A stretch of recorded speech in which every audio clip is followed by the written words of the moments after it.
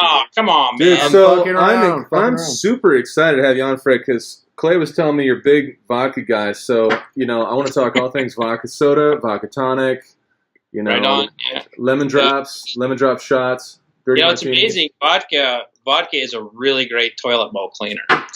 Is it? Yeah, absolutely. It'll clean the shit right out of your toilet. Hey, it's Fred Minnick. Welcome to Capri. I love it. And your intestines. Okay, so welcome to the Capri, Fred. Thanks for having me. If I talk too loud, it's because I can't hear myself, okay? Right. But you can So- always just do one. I here know, like I me. know. It's falling off. Yep. So, So for our audience that doesn't know who we're speaking to, this is acclaimed spirits writer Fred Minnick. All things bourbon, but all things spirits, really, outside of vodka and toilet bowl cleaners. Yeah. Nice. Thanks for joining us. Thanks for having me. It's good to see you. Fred, are you in Louisville, Kentucky? Is that where you're at? Oh, you said it Yeah, wrong.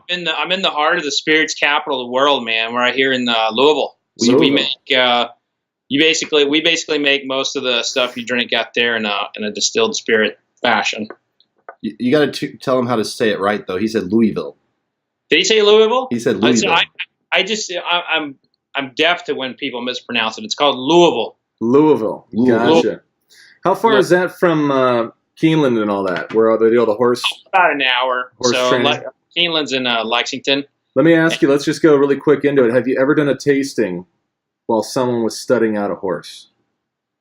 While someone was studying out a horse. For a couple $100K a pop now. Yeah, actually, yes, I have. Oh, I got to hear this. Yeah, it's not anything, sexy, but I was at Keeneland, and that stuff was taking place, and there was a Maker's Mark event there. I mean, it wasn't like a formal tasting or anything, but, horse racing and bourbon have like a really iconic history together. Maker's Mark probably has one of the stronger histories because they sold their first case of bourbon at Keeneland. And so they always bring people to Keeneland to kind of show it off. And then at one of the farms, the business was going on. So I hear when they do that, the horse wins, right? And then they go put it out to stud. That's pretty much the end-all, be-all goal from what I understand of horse racing. So if your horse wins, from what it sounds like, it's every day you're just sitting there and you're sipping a little whiskey, maybe a little scotch, and you're watching. This guy comes up, and apparently this is how I've heard. Now, correct me if I'm wrong. They bring the stud out, right? And then they bring in the bitter's female horse, and then they bring it in. A guy comes out there, and he's got a rubber glove on. He grabs a hold of that thing, and he inserts it. Just The visual's awesome right now. he just right there, and then I actually grew up 200 grand in the horse business, and I had to help with that process occasionally. Oh, man, that must be. So Must be tough to rebound from that. Fred, let's talk about that. Tell us about college and your fraternity stories. Let's talk about that.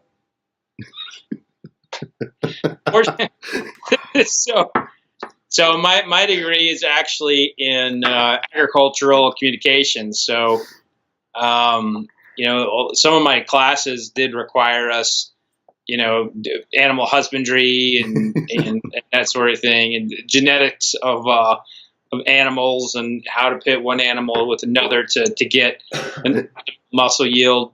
So there was a little bit of breeding, yeah. And there's actual meat science classes where you would study the marbling of meat and so forth. But in terms of the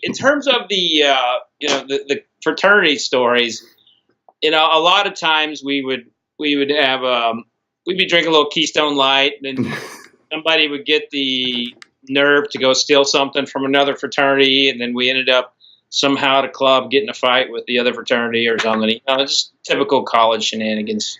I feel like Keystone Light should be a sponsor for the NCAA because that's like the college beer. Right? Bush Light too. Broke I was a college Bush Light students guy drinking though. beer. I was Bush Light or Natty Light. Colorado boys, Yep, you're right. That doesn't make any sense because I feel like you should have been drinking Coors Light the whole time. That's my favorite beer right there. See, and here's the thing: when you grow up in Coors Colorado, you don't drink Coors Light. You drink Fat Tire and whiskey. You don't drink Coors Light. He loves. Give him a Bud Heavy or a Coors Sea Light. One of my favorite things, Fred, is summer festival season. I'm at a concert, okay? one of those huge forearm length Coors Lights that cost, $20. That's my jam. It's pretty refreshing, right? It's like cool, like it's like water in some ways. You can't beat a cold beer on a hot summer day or even at a festival. Right. You have a big weekend coming up, don't you? Isn't the Derby in Louisville? Louisville's going to be popping this weekend. Was it last weekend? That was last weekend. Oh, yeah. See, I'm a little bit behind. Let's pretend that it's this weekend because this is recorded. Yeah, we'll release it. We'll release it. It's not going to get released for weeks anyway. Yeah, so tell us about the upcoming. So the Kentucky Derby is extremely exciting. It's part of our heritage. It's we'll drink a lot of bourbon. We'll go through between 130. Oh shit! You scared the fuck out of me. I'm sorry. Hey man, oh how wow! I'm so sorry. That's awesome. So this is what it's like. I get if you deliveries want to all become the a time. sponsor, now's the time. This is, UPS. Oh, is it UPS? UPS is based in Louisville. I thought I saw FedEx. actually, this is the FedEx guy. Yeah, go FedEx. Woo! Yeah, giving me a heart attack here. Hey, you guys have a Cheers, good one. thank you. Take it easy, buddy. And don't kill the talent, dude. Sorry. I should probably go lock the door. Yeah. We don't want you. Get a lot of packages. Well, what's in the package? This is like actually really compelling content here. You know what? Let me go get a razor blade, and I'll open it up. All right. All right. This is great. This is awesome. I like that. Look at that collection, man. He's got a great collection. It looks like he's mixing potions back there. The funny thing is, no one can. Fred doesn't know, but we're what are all these talking. little small bottles So right here? we'll ask Fred all that stuff. The cool thing is, this is his office. He's I not. know. We're not even at his house, so it's like this might as well be stationary. You got pencils, you got pens, you got erasers. we're talking about your bourbon collection, Fred. No. Yeah, it looks like you got a bunch of little small potions up there. Are those smaller bottles, or is just the No, camera? the smaller bottles are like I don't know what they're people called. send sample bottles. Mm-hmm. And they come in all. So this one here, this is from Taylor Global, which is a PR firm in New York. So let's see what they sent me. This is typically illegal to open up somebody else's mail, but we appreciate you helping us out with that. It was from those guys. So let's see what they. Was it actually addressed to you? Yeah. Oh, yeah. okay, cool. We're just making sure. It's addressed to me. Man, I hope it's something fun. So the first thing I noticed is they don't like me because they filled it with a bunch of this stuff here. Popcorn. I hate this crap. The confetti gets everywhere. It's also bad for the environment. Let's take a moment to focus on Mother Nature and our planet Earth here. Honestly, that's my main concern as a bourbon writer. Yep. It's the environment. Yep. All right. So this is kind of a day in the life of me. I'll get anywhere between like 30 and 100 packages a month like this. So this is Orphan Barrel 23-year-old bourbon. Oh, you got some Orphan. Yeah, so this is... You know me, I this love is- the Orphan barrels. Grandpa's cough medicine. Let's see.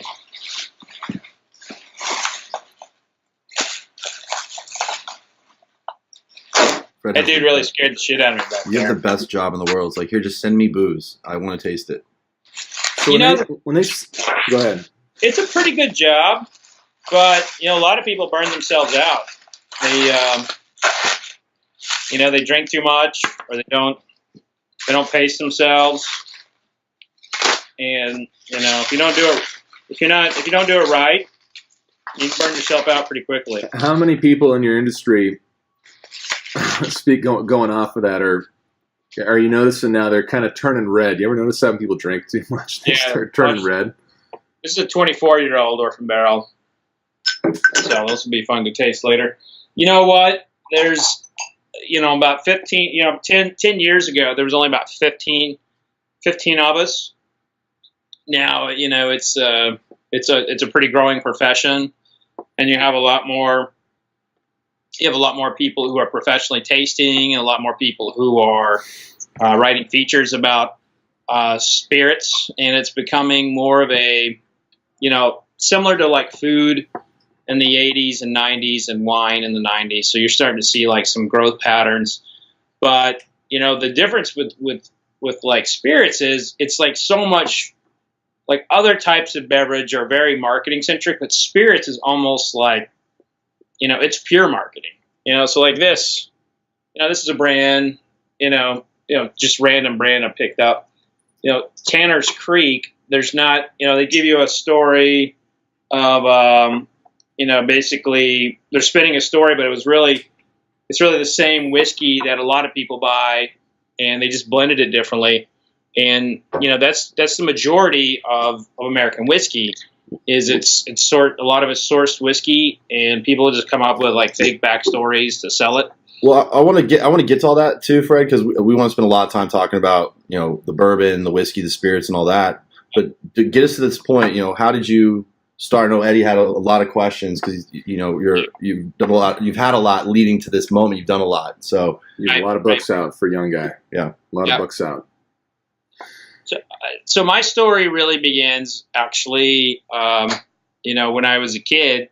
I mentioned I kind of grew up in like agricultural settings. I was a big pig shower. I was an FFA, Future Farmers of America. I was really involved in that, and we were winning all these pig shows. It sounds ridiculous now looking back, but I love this. This is great. We were winning all these pig shows, and nobody was writing about us. So my FFA teacher came up to me and said, "Start writing stories about our pig shows." And so I wrote a piece, and it ended up being published in the Oklahoma County newspaper.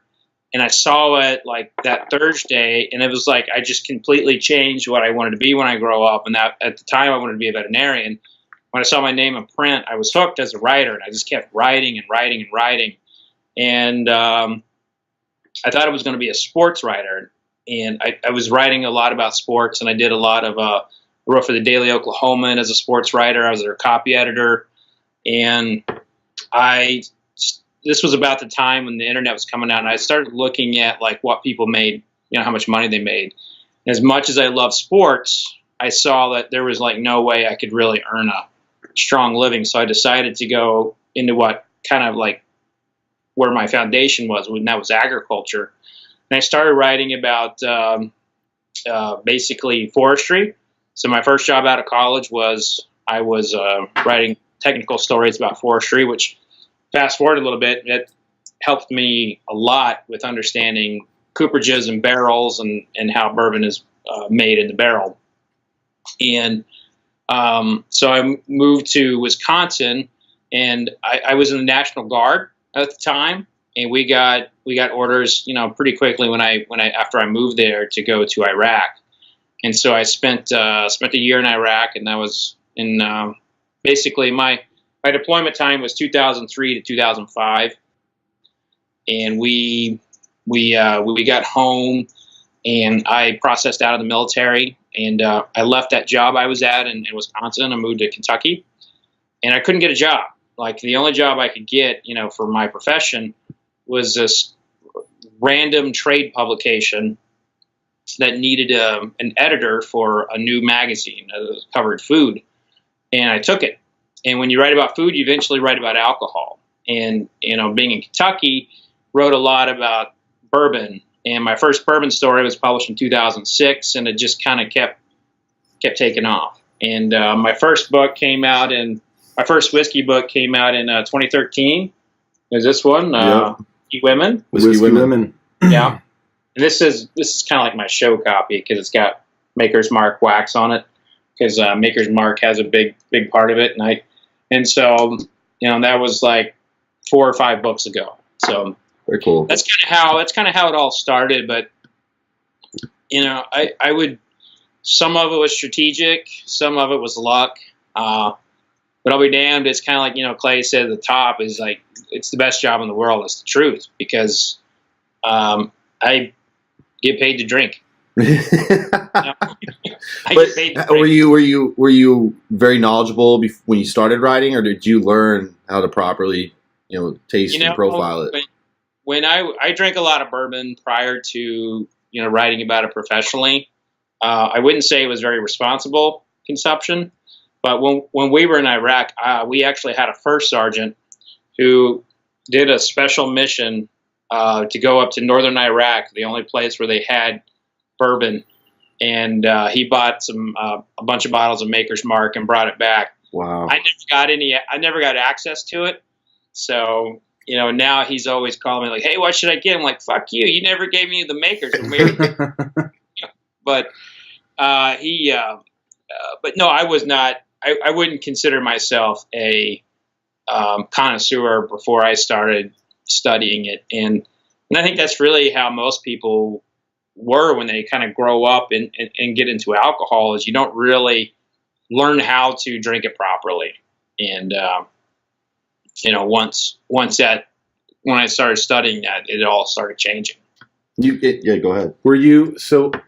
Did you start studying it before you wrote the article, or did you get commissioned to write the article, then you started going in depth on it? How did that work? Yeah, I think it was probably you couldn't be in Kentucky without reading about it. So I think that my processes had started, before then. It just was not at a high level.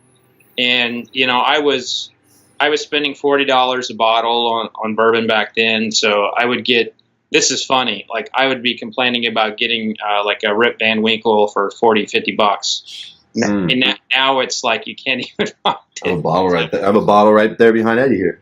I have a bottle nice. right there. Grab that. Which one is it? Behind the Jefferson's Ocean, the smallest bottle behind. This one? Yeah. This bottle right here, Fred? Yeah, so that one right there, that before they, that's a newer one, but yeah, that's that bottle would have been pretty inexpensive back in the day. What do those go for now? The SRP, I don't know what it is, but I know on the secondary market, it'll go from $200 to $400. That's if I just took this down really quick. Then I'd probably charge you smells $50 good for that. I tell you, it's pretty yummy. Smells good. It's really good. So, Fred, let's before we jump into the bourbon taste, I just want to kind of set this up. Eddie is a tequila guy. He loves tequila, and I know you're a spirits guy. So are you gonna have a tequila book coming out soon? Because you're doing books on all spirits. I'd love to do a tequila book. As a judge in San Francisco, the San Francisco World Spirits Competition, and I'll pull up the photo, and I'll show you what won best tequila. It was I walked away like, oh, I got to buy like 10 cases of this.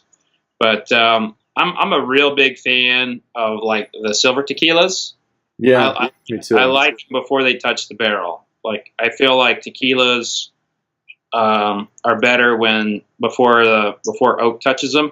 The reposados are really nice. Cazadores is so really? that right. I have a bottle of that up there. Yeah, I didn't know Cazadores won that. Yeah, that's good tequila. Yeah. There's. I think tequila has a bit of an ethical problem right now. It's got a lot of.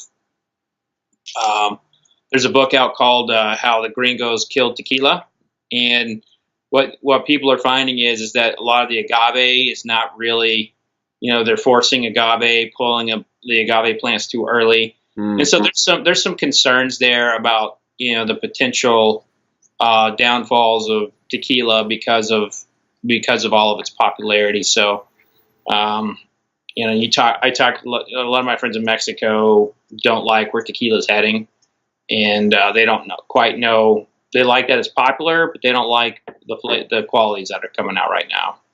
Interesting. Yeah, that makes sense. Hey, let me ask you really quick, just to backtrack. Did I see something right? I was doing a little research on it. Were you a photojournalist when you were over in Iraq? Yep. Mm-hmm. What was that like? What was that adrenaline like before going out on a mission? Well, it was pretty. They didn't have Five Finger Death Punch back then, or at least I didn't have them in my MP3 player. But that's the kind of shit I'd be listening to. And Metallica.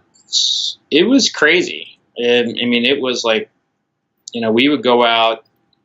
You would leave. We'd say like leaving the wire, and you never knew when you'd get hit. You just didn't. But you had kind of like signs, like if the roads were clear, that's when you worried. you from were an IED. Yeah, from an IED, because they warn the locals first, and or even like just an ambush. One of the toughest things for me was I was basically, my position on paper was not combat camera, but in operations I was basically a combat photographer. And one of the things that I had to go do was I had to go photograph we were taking a lot of fire from mosques in 2004, but we couldn't fire on them because it was like a big international incident if Americans fired upon like a holy site. Right. But the insurgents were taking refuge in there, knowing that we couldn't fire upon them. Well, they started attacking us from mosques, but this was before like everybody had a camera strapped to the head. So they needed a photographer to go document the fact that we're actually getting shot at from a mosque. And I had a special team take me out to go get pictures of us getting shot at.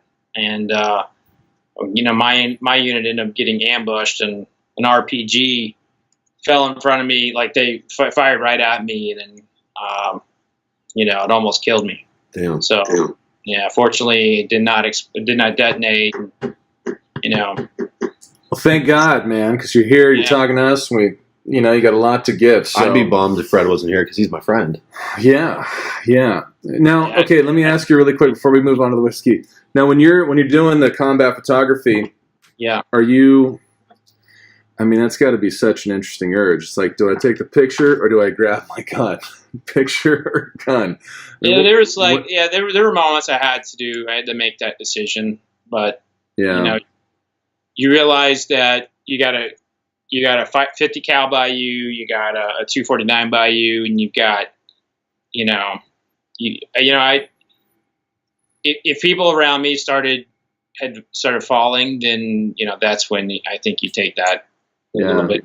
But you have to remember your mission is to capture it. Yeah.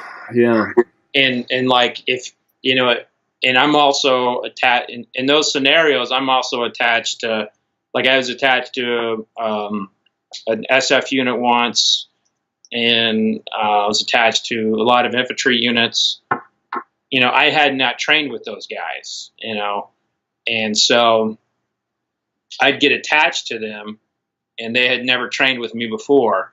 I'm supposed to be like a shadow, so and if I pull my weapon out in that moment and start firing when they're firing, then, it's bad shadow. Yeah. So you get out of the military, you come back, you're having a hard time getting a job, and you're originally from Oklahoma, correct? That's right. Yeah. Right. Go Pokes. I was an Oklahoma State guy. Yeah. Okay. Oklahoma State. All right. Not a Sooner. Yeah. Boomer Sooner. I know. That's Fuck those guys. Yeah. I lived in Oklahoma for a while. Got hit by a tornado when we were there. It's interesting. A tornado? Yeah, an F5. Yeah. It was pretty intense. It's like So you come back. You get into writing for whiskey. Yeah. What kind of doors did that open for you? What did you see start happening for you in your career? Because I know on my research, I hear you did a lot of cool tastings. Yeah, I'm stunned at the amount of people who just want to drink with me. I've had members of presidential cabinets. I've had people fly down on jets just to do stuff with me. Some of the things that I really enjoy are the ones where, people just want to sit down, have dinner, and have it, fluid, have the whiskey kind of be in a fluid, situation. Probably one of the great moments of my, career is when Clay found me, and he thought I was a big asshole, So he was just drunk. Yeah. Found out. Yeah, I had, honestly, I was just trying to have a conversation with you. Apparently, I was a dick, And was he in festival mode? No, I was in whiskey mode. I was like, "Yo, dude, we're doing all these cool things. I need the whiskey guy in Kentucky doing a whiskey tasting with bands and guiding the ship with us." And he was having fun. He was a little intoxicated. Mm-hmm. But usually, I'm the one that's like you're the asshole. So I'm cool with this conversation where it's gone so far. Yeah, it was very. We had the Bourbon Classic, weren't we?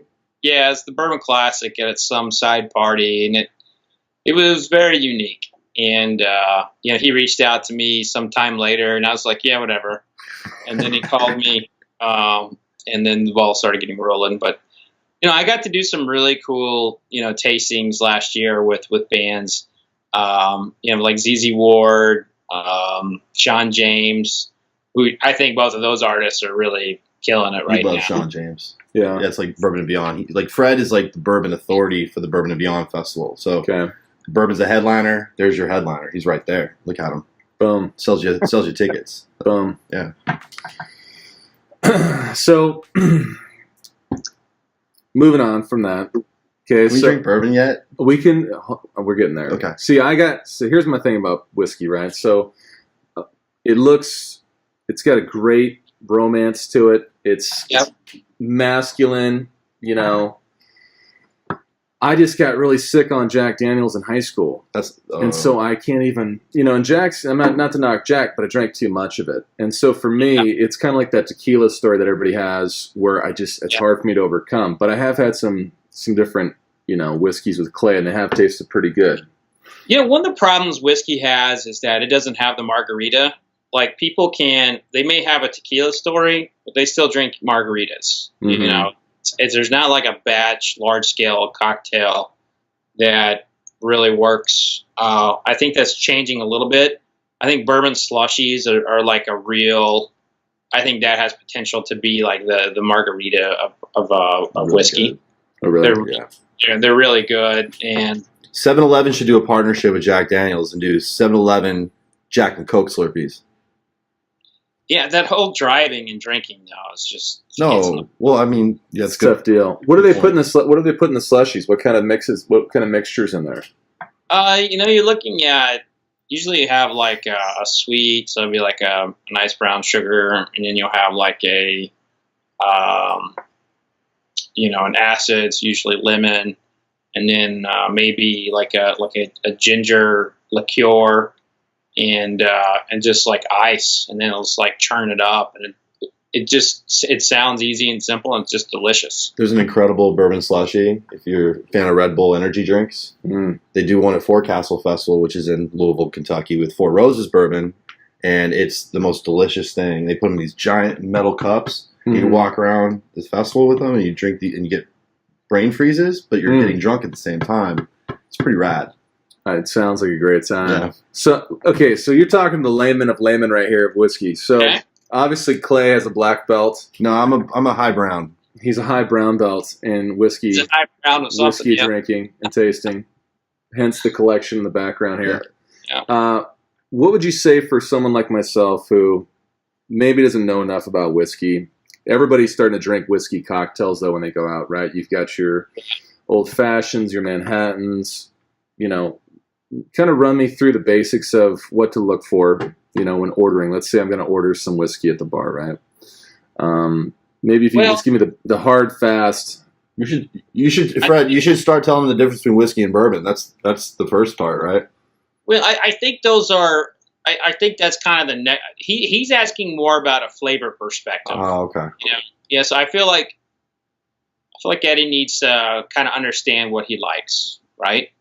So and this is kind of a tutorial I give to anybody who is not into whiskey or is considering to get into it. People kind of get Clay when I give the history and when I give what's the difference between bourbon and Scotch, we lose them. If someone like Eddie here, we have to do it right. We have to make sure that he knows that there's a flavor there for him. Okay. So let's do this. This is why he's the authority, dude. I'm excited. Tell me what flavor do you like more? Cinnamon or caramel? Probably caramel. Okay. Mm-hmm. All right. Caramel or nutmeg? So think of like from a nutmeg perspective. Think of like the pumpkin pie, like that little bit of nutmeg flavor in there. Okay. So caramel or nutmeg. I like pumpkin pie. Let's say nutmeg. Okay. Do you like chocolate? I do like chocolate. He loves I chocolate. like dark chocolate. Do you like walnuts? I like walnuts. Okay, so the bourbon I would actually recommend for you to cut your teeth in on is the one that we were going to taste. Love when it works out. Yeah, Love when a plan comes together. Where's your bottle, Fred? Yeah, this is not rehearsed or anything. This is. And by the way, if you would have said you liked cinnamon, we would have went down this route. So we would have went for Four like Roses. Which we have right there as well. So we could have done that too, Fred. We had the same bottle. So let's show here's what he's talking about. Okay, we were actually going to highlight this anyways, but it just kind of happened. I was hoping we were going to have whatever you were going to recommend. So Fred's got his dead band bottle, and I got my ghost band bottle. Okay. The bands didn't pick them up at Louder Than Life, so we each gifted ourselves a bottle. And thanks to Wes Henderson and the Henderson family and all of them for Wes, being incredible friends and making an incredible product at Angel's Envy, which was the first bourbon to talk to me because Fred wouldn't talk to me. I feel like there's a lot of sexual tension here right now. I'm still upset I don't about know it. what's going on. So I'm drinking my vodka tonics. It's uncomfortable at 11 a.m. I'm just kidding. Oh. Okay, so now how would you have somebody drink that? Would they just have it neat? Would they have it on the rocks? So we're gonna start this conversation. Okay. Once you know to start, you know, I like having bourbon on the rocks, like at parties and at various events. But when it comes to like pure education, I think we gotta do it. So. Okay, let's do this. Well, I'm opening up a fresh bottle, Fred. So hold on. Make sure you open that in front of the camera so people know how to. Ooh, you gotta sniff. Oh, that. dude, should I get Should I get? So this is the Glencairn. Should I be drinking out of the Glencairn? I have a couple of those. Yeah, you have one. I have two. Does the Glencairn open up the flavors at all? So the whole point of the Glencairn is like, yes, you get the way it's shaped, it travels, and you can pick it up on the nose. Yeah. Whereas like you've got just a rocks glass there, that's like you've got a lot of space there, and you may just get the alcohol vapors. You may not get like the the notes in there. But cool. We got Clay grabbing two right now. Oh, very nice. Yeah. So glassware absolutely matters for a proper tasting. You can drink. Yeah. So if you're listening out there, ladies, gents, and you want to do it right, okay. Let's go and get a little something going here. Okay. Nice. So the first thing that we want to do when we're analyzing bourbon, first of all, bourbon is a whiskey. So whiskey is a categorical term. It basically means distilled grain aged in wood. You have Scotch is a type of whiskey. Canadian whiskey is a type of whiskey. Bourbon has to be a type of whiskey that's predominantly corn. Okay. And so it always has to be at least 51% corn. They will add secondary grains like rye. They'll add wheat, barley.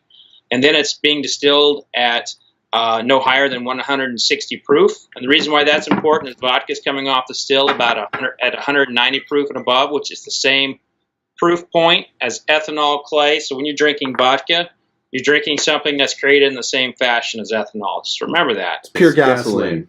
Yeah, exactly. Gasoline. For our audience, vodka is gasoline. Order yourself another vodka soda while you're out there, okay?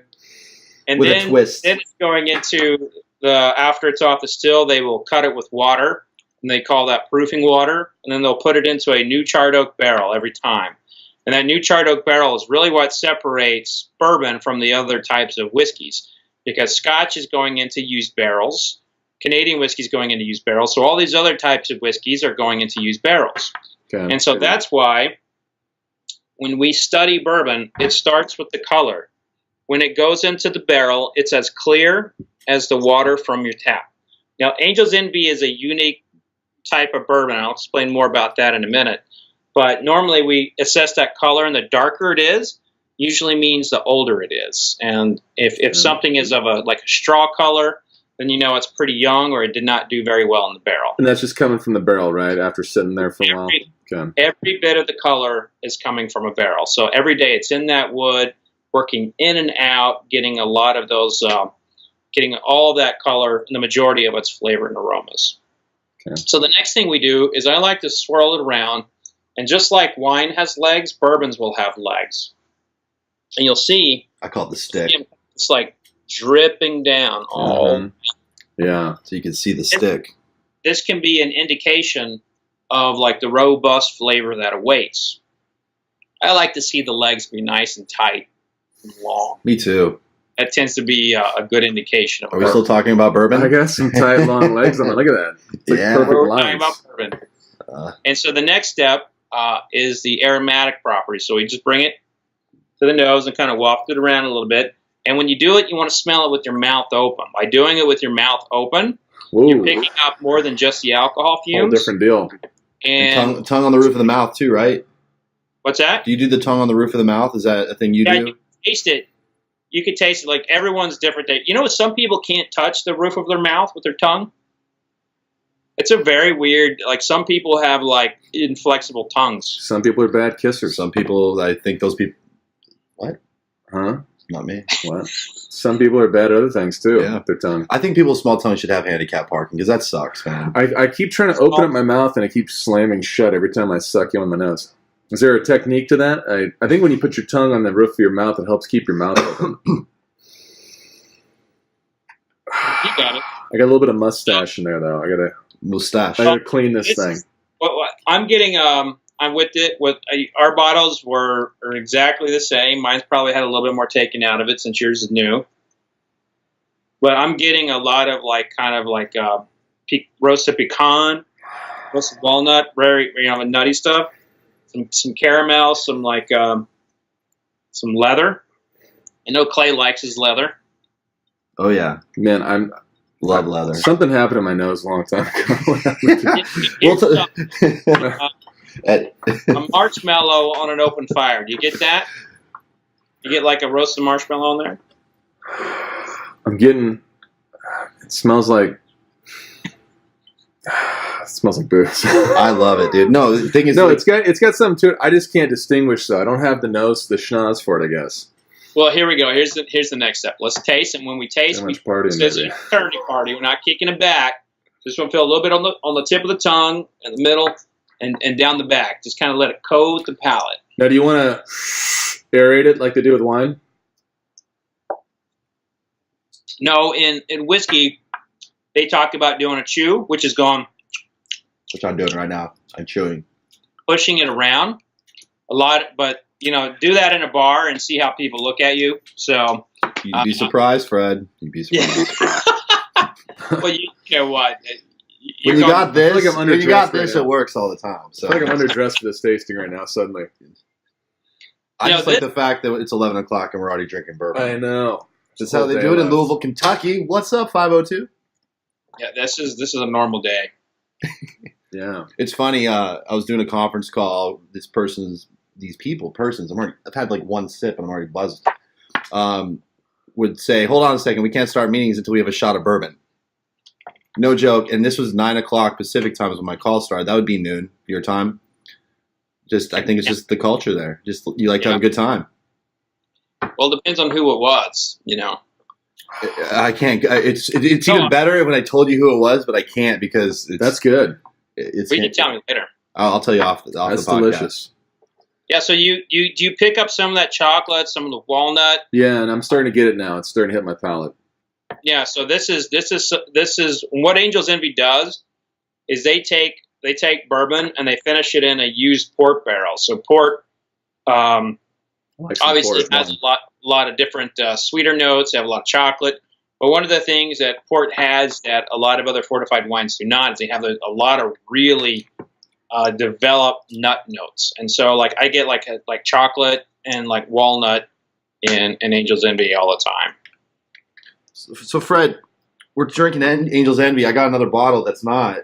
You want to talk? What's the difference between this cask strength here and what we're drinking? Because we're not going to open this, but yeah. So the cask strength is so this one here is 86.6 proof, and that one will be straight from the barrel. Be a much more limited run. They'll also have older stocks in there, so they're basically bringing out their big guns for the year. They tend to be the Angel's Envy cash strength tends to be very good. It's probably one of the top 10 limited editions every year. They do a very nice job in the world. Just one of the top bourbons of bourbons. Yeah. So they have been the limited edition bourbons. Like, Wes Henderson was like, "Oh, I saw you only gave us a 90 on this one last." He's like, "I was like, a 90 is really good. You should be happy with it." A-, brother. Clay has a small hammer and sign next to it says, "In case of emergency, please break glass." Yeah.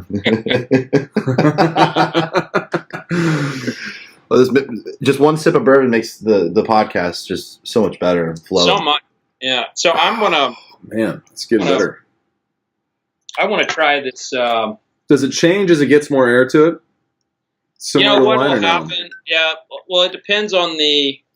It definitely depends on the bourbon. So if you get something that's been sitting in a basement for 40 years, then yeah, it'll change. After it's been opened up a little bit, it'll change. But generally, not much unless it sits out for a long time and it evaporates. But every one of them is different, and a lot of people, what really happens is we change.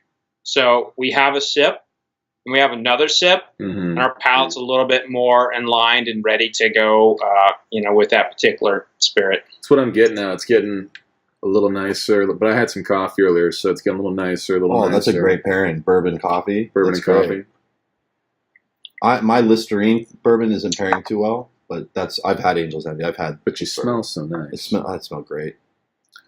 Okay, so someone's out at a bar. Okay, say guy's out with the guys. He wants to impress the guys, or maybe he's having a whiskey tasting at his house, right? Yep. Maybe they're golfing. I don't know. I feel like maybe there's some turtlenecks involved. I don't know. How would they want to present something like that? So someone's hosting a party. How should they go about presenting, a whiskey like that? First of all, it depends on what they want to do. If they want to show, if they're wanting to show off their knowledge, then first of all, hopefully they've had my book Bourbon Curious, which will tell them everything they need to know about bourbon. We have that here as well, Fred. Thank you. Let's get it in. Oh, that's a good looking. Yeah. Wait, did you sign this for me? You better have. I think I did. I mean, yeah, you totally did. Great. Fred Minnick signed copy right here. It's a decoder pen. You just got to get the frosted. You got to put it under a black light. Get the frosted flakes. There's Fred. Part of the decoder pen will be fine. Put a black light. There's So if they're trying to impress their friends, I like to do it by kind of like what I did with you, and like doing it by flavor profile. Okay. Like doing a different flavor profile for each step for every taste. If they're just wanting to do like one bourbon or two, then I would do something simple like Four Roses, which is a really high rye bourbon. And yields a lot of cinnamon notes, and then something like Maker's Mark, which is a wheated bourbon and has softer, sweeter notes. And so you get two contrasting styles like that, and people can go back and forth with. Is there a good glassware is key, and these are called Glencairns. Glencairns. Glencairn. It's a Scottish company, and it's great, really nice people. Great people. Great people. Really good glass taste whiskey with. And that Glencairn was gifted to me by my friends at Rabbit Hole. Can someone go to say at Bed Bath & Beyond and get something like this? Bed Bath & Beyond carries a really cheap whiskey glass. I bought a couple there, and they broke in my dishwasher. Yeah, so, these? But, yeah, not that one. This is the Bed Bath & Beyond edition. One broke Is it? This weekend. So yeah, that's just a basic rocks glass. But you can't really do much with them from a tasting perspective. But where can you get Glencairn glass? You can order them online. We know that, but you can get Amazon. Amazon. A lot of distilleries sell them. So, like if wherever you're listening, there's a good chance that there's a distillery selling branded glassware. Now, let's say, is there a good food pairing to go with bourbon? Yes, actually, cheeses. Some cheeses do really nice with bourbon. like a Parmesan is a good pairing. Manchego, and it's a great pairing. But the ultimate food pairing with bourbon is barbecue. Yeah. So like a good Kansas City barbecue, even St. Louis, the real wet stuff. Barbecue is just a really good pairing just overall. I did an analysis of the various condiments and paired all the because a company hired me to taste some condiments and pair them with each bourbon, and it's amazing to me like how well every bourbon did with every barbecue sauce. It's stunning how well those go together. So you've traveled a lot. Mm-hmm. Who has the best barbecue? That's a great, that's a conversation in the food world. You mentioned Kansas City. Should we go by state, or what are you thinking? Yeah, there's like 4 Missouri's real pretty good. Well, yeah, St. Louis has good barbecue. They said, well, I love barbecue, so I love our barbecue. But St. Louis is good. Hey, Memphis. Kansas City, Memphis. You got North Carolina barbecue. Texas, don't forget Texas. Don't forget Texas barbecue. Yeah. I had some Missouri barbecue once, and it was... it's bad. I can tell you where there's bad barbecue. California. Yeah, Kentucky's not the best barbecue state either. I'll disagree because it's great. We do okay in comparison to California for sure, but we lack an anchor style. Like the main style we have for barbecue is in Owensboro, and they're basically taking mutton and slow cooking it, which mutton's basically really old lamb, So the meat's real tough, and they're either going to become barbecue or dog food. So they slow roast it for mutton. So let's say a guy is entertaining. He's got a lady over.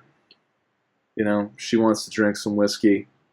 Nice. What can he do? What sort of a whiskey would you have him bring into the mix? And what could he do to maybe impress the lady?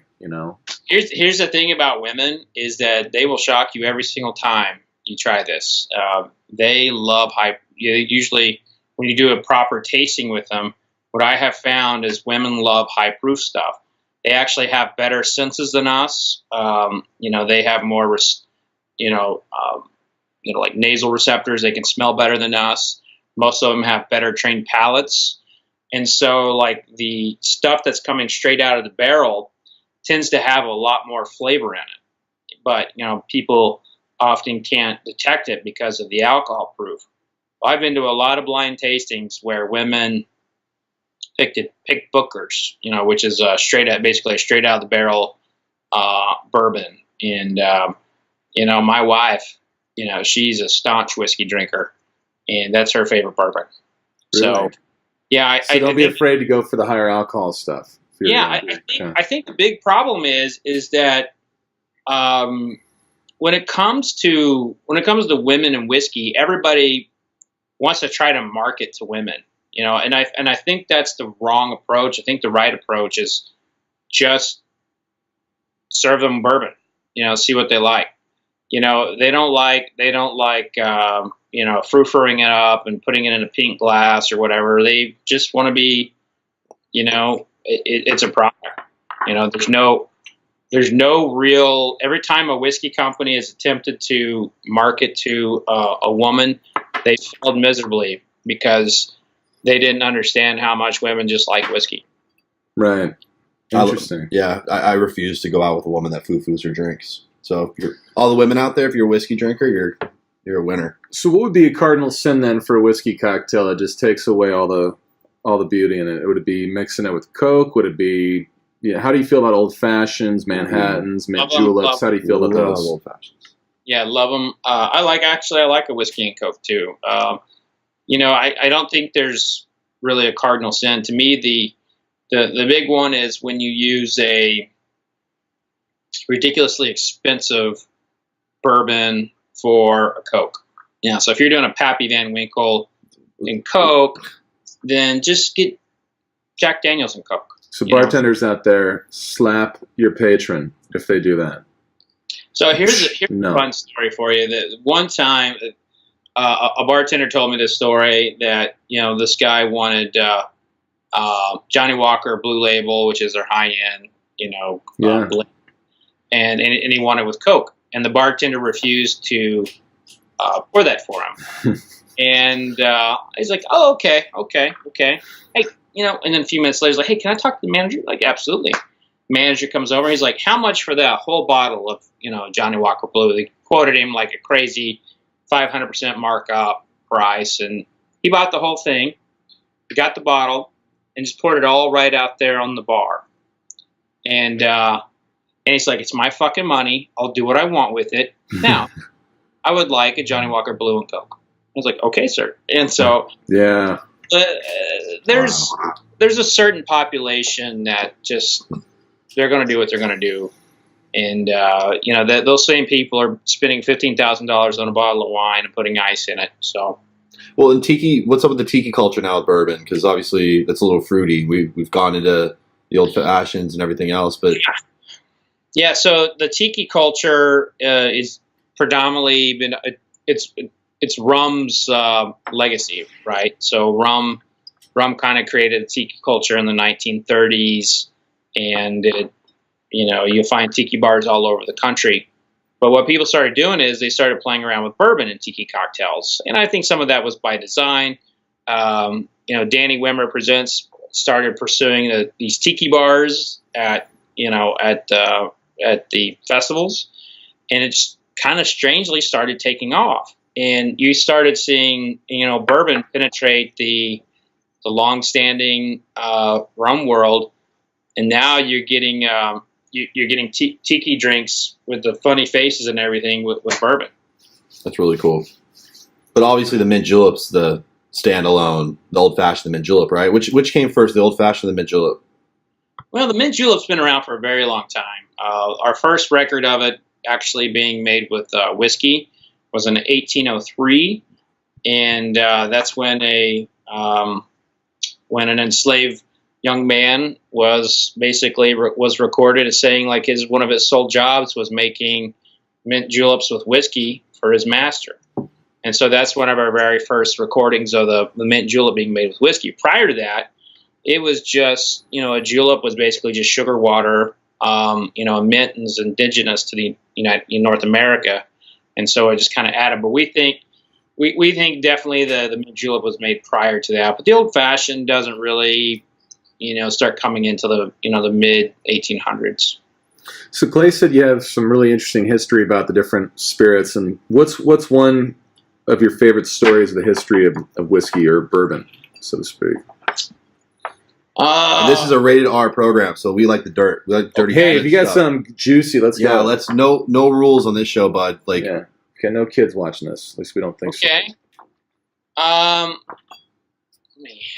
Let me pour a fresh one here.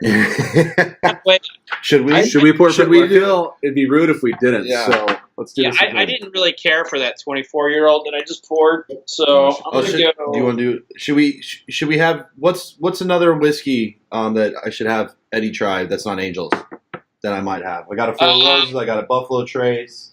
Got Jefferson's Ocean. Some Noah's Mill. Let me ask you really quick before you say that. If you're stuck in Iraq, you're in the middle of the desert. Okay, you're on a long tour. What's the one whiskey you bring with you? Well, if it's in Iraq, I probably want ice. So, if I'm in an air conditioned room, I would say right now it'd probably be Henry McKenna. Not barrel. Henry McKenna. Do we have that? No. We have. I don't have Henry McKenna or barrel, but I thought you were going to say barrel bourbon. Well, barrel bourbon's very nice. It'll blow it might be too hot for him though. I don't have that. I got Scott Williams. Go ahead and recommend then what you were thinking since we don't have that. I just want to see if we had it here. So you really liked. Tell me what else you got, buddy. I got Yellowstone, Basil, Noah's Mill, E.H. Taylor. I think he'd like the Taylor. Here's the Yellowstone. What year? Yeah. Maybe that green bottle right there, far left. Yellowstone. This one here? Yes, sir. I have. Where would it tell me that? It'd be right there underneath the Yellowstone. Point it toward the. Oh, it's 2016. Okay. E.H. Taylor. H-Taylor. See, he just said, don't drink that. Why not this one compared to the other year? Well, because the 2017 was finished in a barrel that yielded a note that you might like. This one that you're about to taste is more of a traditional bourbon. Okay. That's really good. Now, why would the note change just in 1 year like that? Well, they did a different technique. That one I believe was finished in a wine cask, and the one this year was finished in a separate barrel. Oh wow, he just spent some money there for you. Wow. This is a good bottle, right? Yeah, it's a nice bottle. Hey, that whiskey collection's safe from me, so Yeah, I don't have to worry about him. Well, bad. maybe I do now. Although this could be like a lion in Africa. Once they taste human flesh, they just have a under. You're right there. They Can't have waste a it. Can't huge. waste They have a hankering for it. They have a hankering for it. They just have a carnal Right, desire so for it from now on. The crazy Smells good. crazy history story. Okay. So this is the H. Taylor what we're drinking here. No. What's bottle and bond mean, by the way? And there's what I'm drinking. I'm drinking a little wild turkey Yeah. meow. A wild turkey meow. Decades. So okay, this is a good story. Actually, I'm gonna put this right Oh, here. I'll tell it in a bottle and bond. So in the mid 1800s, basically after the Civil War, one of the practices of American whiskey was, they did not bottle it themselves. So they sold the barrels to wholesalers who would then bottle it and create their own brands. One of the practices was to add things to it. So they would take something that was filled about that much, add prune juice to about here, add water, sometimes sulfuric acid. They would sometimes add things like tobacco spit. There are some recipes that call for like rattlesnake heads. Tobacco spit. Yeah. For color. Their own tobacco spit, or would they distribute that to other people? Basically, it was they'd collect a bowl of tobacco spit, put it in the barrel. It would add color to it. The good old days, man. Taste that flavor. So that was the distillers saw this as damaging their brand and what they were trying to make and put out there.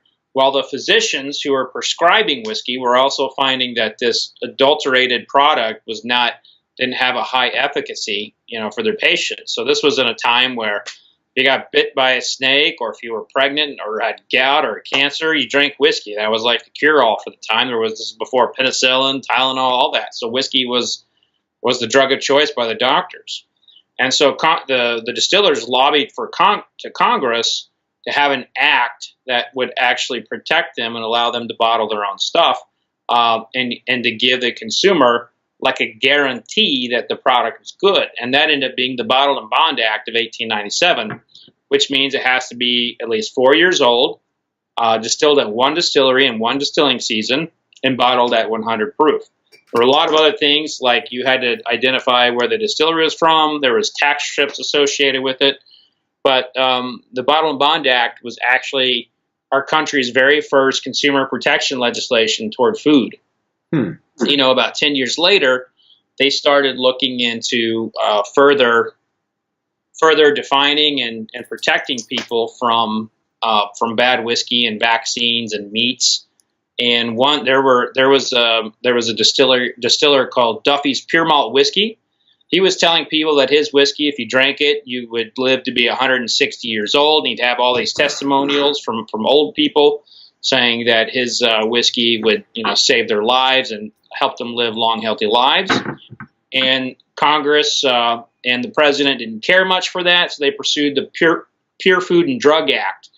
And that basically outlawed the marketing of false claims from whiskey. Snake oil. But one thing it didn't do, though, it did not define bourbon. It defined what some whiskeys were, but it didn't define bourbon. So you had a lot of people who were taking basically distilled blackstrap molasses and coloring it and selling it and calling it bourbon.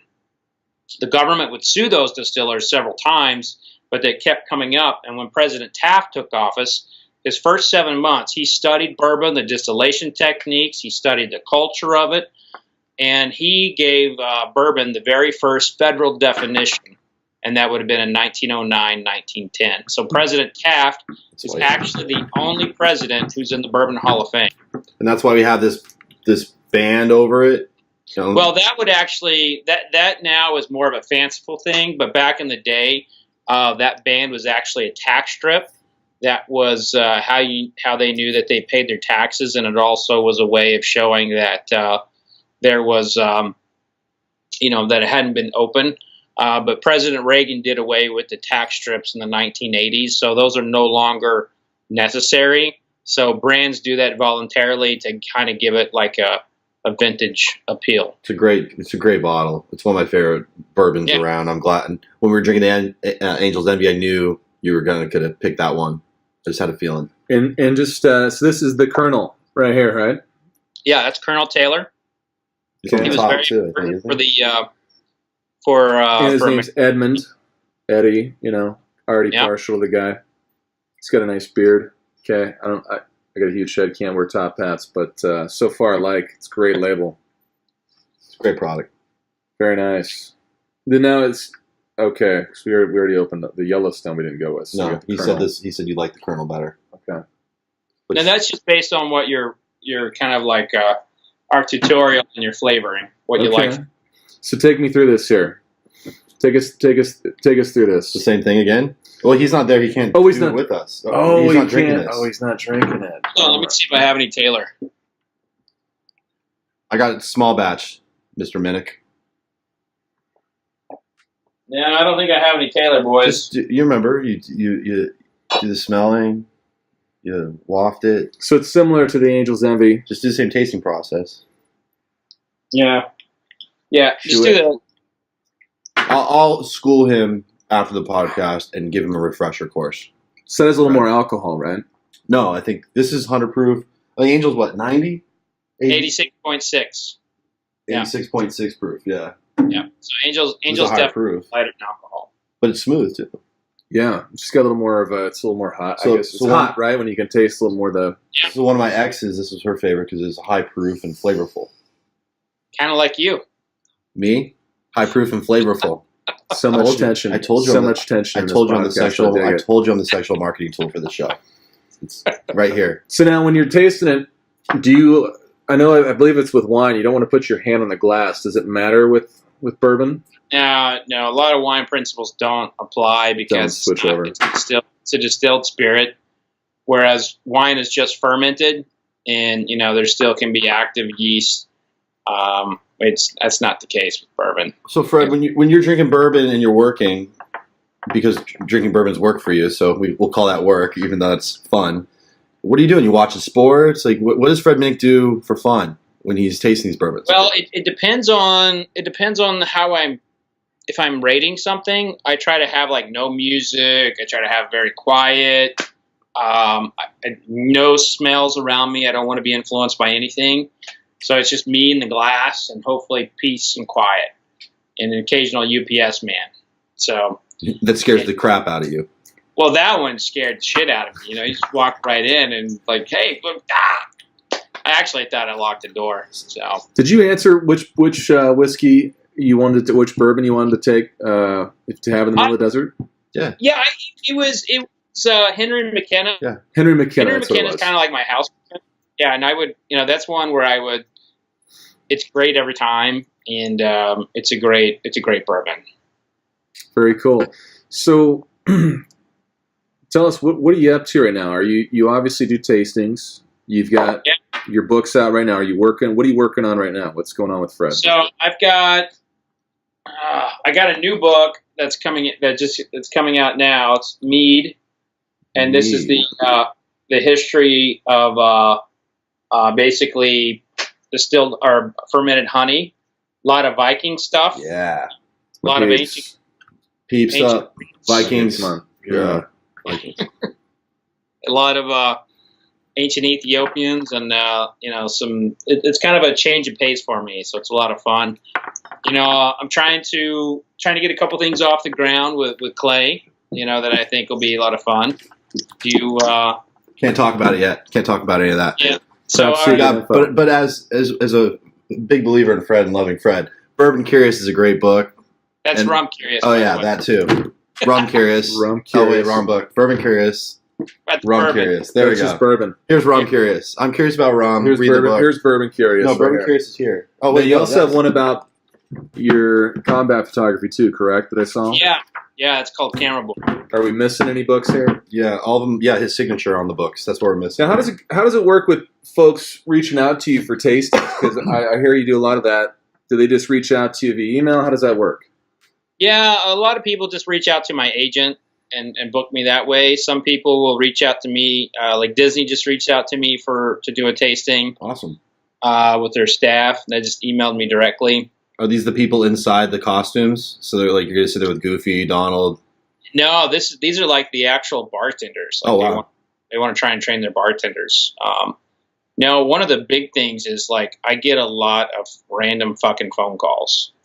Like my phone is out there, and so people just call me, and I've had people like call me when they're in the liquor store saying like, "Hey, it's a good bottle," and I love it. I take every one of them I can and try to guide them through their purchasing. You're really nice for doing that for me, Fred. Where do they find that typically? What's your website? It's fredminnick.com. Fredminnick.com. Yeah, and it's my phone number is connected to my Instagram, so they just like punch contact on Instagram. Do you think about changing that? Honestly, I probably should. Is that just at Fred Minnick? What's that? Is that at Fred Minnick? Yep. Okay. Yep. MINNICK. What's been your favorite tasting you've done where maybe you've geeked out a little bit and been fanboy when you've gone out on a tasting for someone where either a group's hired you or maybe somebody in particular hired you? What's been your favorite tasting you've done so far? Not that the other ones aren't great, but just what's been one of your favorite?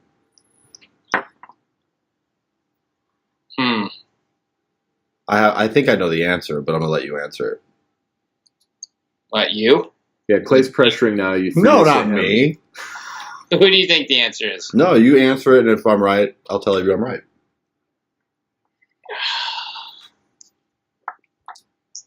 I don't know. I haven't really thought about it. I was going to say Chris Kale from Five Finger. Yeah, Chris was great. You geeked out a little bit on that one. But he geeked out too because, well, he's sober now, but he's a big bourbon and he's from Kentucky. That happens a lot. People do tastings with me and then they go sober. It's that good. Or they just invest in a liquor cabinet like me. Yeah. So when go ahead. Oh, man, he's still thinking about it. I like it. I want you to dig deep here. I'll fill this space right now with some music or something. Well, here at the Welcome to Capri, here's we one. ask the important questions. Here's one. This is not in any way, shape, or form to say that I have any kind of like I believe in this guy or anything like that. It just you see him so much and he's vilified so much that it was very fascinating to me just to see that he's a human. And if you get on Twitter, like right now, he's probably getting called out on something. Wayne LaPierre, the chairman of the NRA. Okay. Yeah, I did Eddie's private people tasting right there for him. Yeah. Hey, I'm a member, so whatever. And he it was fascinating to talk with him and do a tasting without having any. And that's what happens a lot of times with me. Is like people, they want to escape their whatever it is they do, and I cannot. When I'm doing something for someone, I'm doing a private tasting. I cannot have any bias whatsoever. Everything is about what's in the glass and educating people about what's in the glass. That's my sole mission. My sole mission. Right. I am not a fan of Britney Spears, and I've made fun of her on. In social media circles, like you do, right? And if she hired me, it would all be gone. I'd wipe it all away when I walked in there to do a private tasting with her. It's never gone away. It's always, you can always find it, Fred. You can't hide from it when you post that shit. This is the internet. It's unforgiving, man. Oh, so you're saying don't post about Britney Spears? I'm just saying you don't post about Britney Spears anymore. If you delete it, it's fine. if you guys start dating, it's gonna be an issue. But you're married, so you're safe, so you're good. Well, no, I don't think I've ever even said anything about Britney Spears publicly except now. So this is my first moment. We love Britney. Hire Fred. Go to Vegas. Let's party. Let's have a good time. So let me ask you one more thing here. So I know, just to get a little off topic, you were saying earlier, I want to touch back on this. So there's certain places that source whiskey. Is that sort of how, somebody fanboy here for a minute, Conor McGregor got his whiskey brand? Somebody sourced it, and then he basically labeled it McGregor Absolutely. whiskey? Yeah, so what they do is they'll like license themselves. Like here, let me pull up a recent example.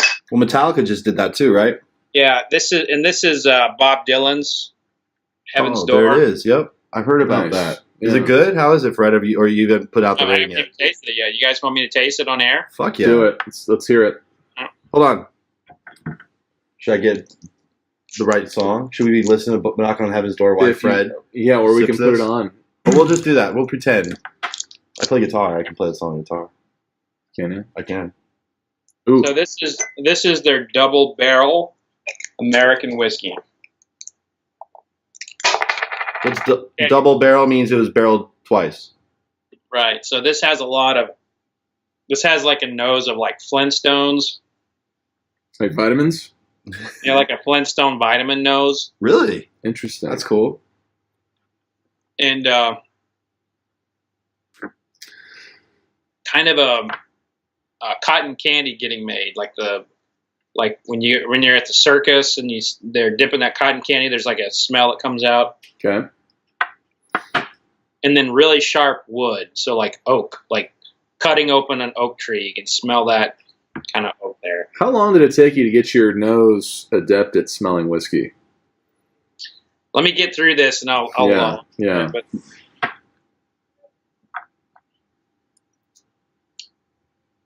really, kind of like a Peter Pan, peanut butter, some graham cracker. Yum. So if you have any kids, this is the whiskey for them. They're having a hard time going to bed. And kind of a praline and some salt. It's got like a salt water.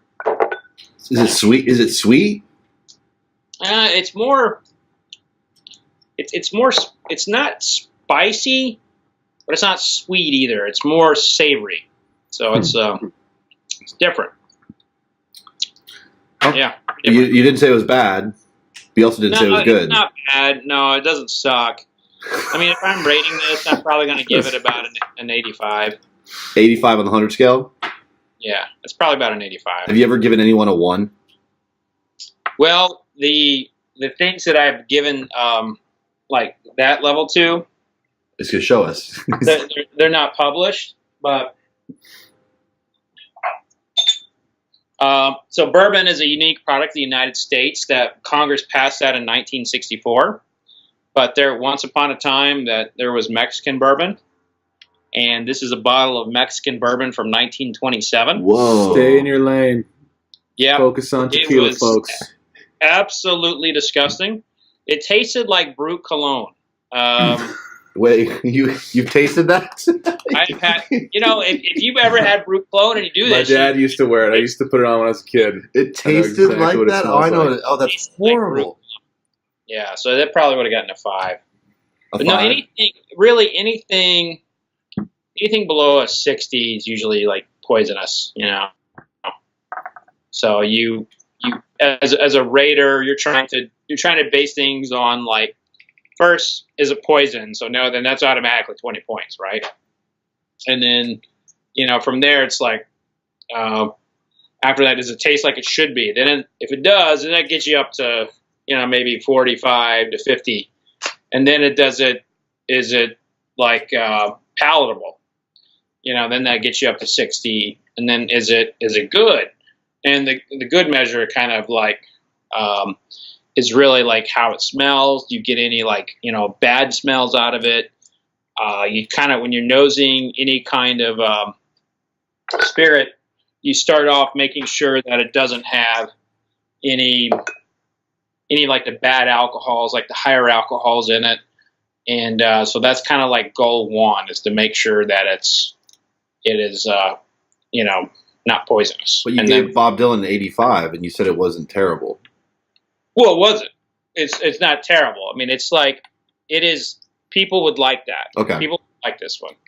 So it's not my personal preference. And this is just one of his products. He's got another one. He's got several others here. Here, I'll does that whiskey have to be sourced in a particular region, or?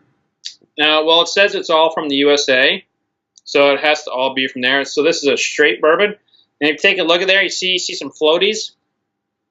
You see some flotation in there. Yeah. He's not chill filtering it, so there's nothing wrong with the whiskey.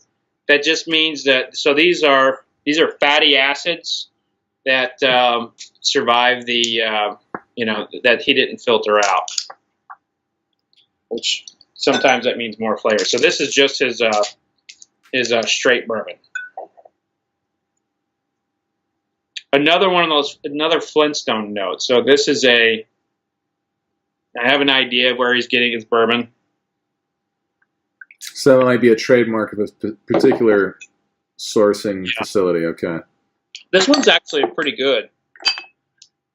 That one's more in my style. Yeah. So it sounds like Bob Dylan has some decent product out there. Bob Dylan, yeah, I don't know what he's charging for these, but I wouldn't pay more than $30 for them. What would give that Flintstone smell, taste to it? What would do that? It could be their yeast, it could be their fermentation technique, it could be it's most likely like their yeast and fermentation distillation technique. Okay. Very cool. Well, people can find you at fredminnick.com. Yeah, fredminnick.com. What else do you have coming up that you'd like to share with us? He's going to be busy. When's this coming out? Yeah, what's coming up that you'd like to share with us? When is this podcast coming out? Ooh. Next week? No, we're putting a bank at we're putting a bank at 10 right now, and then we're going to you're episode 4, so you're probably looking summer, July. Yeah, that's probably a good time. It's conservative. All right, so I've got a bourbon app coming out where you can build your own bourbon library, and that's called BRBN. How does that work? So you just go to the App Store and type in BRBN and download it, and then you can like follow my tasting notes and ratings, and select your own library. Create your own library about like what you like and things you find, and basically it's a cataloging system for yourself. So if you're getting into bourbon and you want to keep getting the same thing and things that might be similar, then this is a way to do that. I've got a new magazine coming out. It's called Bourbon Plus. Cool. That'll be out this fall. And then, but probably the big thing is Bourbon and Beyond. We're coming back strong with Sting and Arbor Plants and John Mayer, Counting Crows, Lenny Kravitz, Kaleo, one of my favorite bands. And but the best part about that festival is the Bourbon Authority, who we're actually interviewing right now, Fred Minnick, has a massive activation. Like, it's a 200-foot tent. He basically helps curate with all the bourbons, works with all the bartenders, makes all, like, Fred curates a program, does panels. It's basically the Fred Minnick. So when people come to Bourbon and Beyond, they should come to your activation. Yeah. Where's that at in the festival? He's actually, I don't know where you're doing it this year, but you're usually in the bourbon tent, right? I'm everywhere. Yeah. What should people do when they come in there? What should they be ordering? Well, there's going to be probably about 75 different options, to order a bourbon. So it's hard to say. I think it depends on their flavor profile. I think they should find Fred and say, Fred, and ask Fred that question on site. And Fred would be like, you know what? Watch my panel at 3 Go o'clock. take a picture with Fred. Tell him you saw him on the Welcome to Capri podcast. And we'll let him advise on what know, you should drink. hey, Fred, look, we went through the tasting with those guys, but we'd like to taste some bourbon with you right now. Yeah. Do you have a YouTube channel? No. Clay's been on me for a while about that. You have so much information to give. We'd love to have you on again, too, going over some different spirits. I think next episode we bring Fred back and we do tequila tasting, since that's up your alley. And then I'm actually diving into the rum world. I love rum. Rum is I'm sweet. We'll dress like pirates for that episode. Oh, that'd be fun, man. We'll drink out of these giant skull cups I got. We're down by the beach, so rum's big down here. Maybe we'll invite some friends over. Could happen. Fred, you should take a little vacay. Bring the wife, the kid. Let's go Disneyland, drink some rum coladas or whatever. Maybe kids. We got another one on the way. So. Congrats. There's some news. Congratulations. Yeah. So if companies or folks want to come, here we go. Yeah. There it is. Yeah, Fred, Minnick. Shooting that hot mayonnaise. Here we go. Love it. And so if anybody wants to reach out to you, though, to hire you for tastings, anything like that, they should go to fredminnick.com. That's reach it. out to you there. Yep. And then get you going. So I would, man, if I was a company, I definitely would hire Fred to have us come out and educate us. So, hey, Fred, thanks for your time. Can you do